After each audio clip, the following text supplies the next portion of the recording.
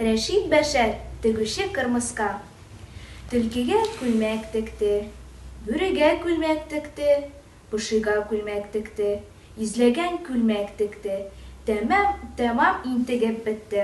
Сарафан да текте ул күбәләкнең кызына. Күбәләкнең кызына бөтен алан кызыга.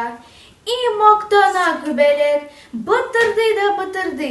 Мин хәзер иң атаклы артисткадан матур ди. Яфракка килеп куна, чәчәккә килеп куна. Сезнең күлмәк бизәксез, сез чәчәкләр бик ямьсез.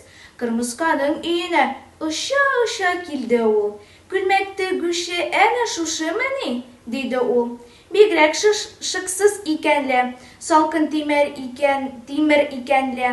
Кырмысканың кулыннан тартып алып энәне ыргытты ул идәнгә. Телсез калды кырмыска. Түзеп тормады энә. Күбәләк киеп килгән күлмәкне тиште энә.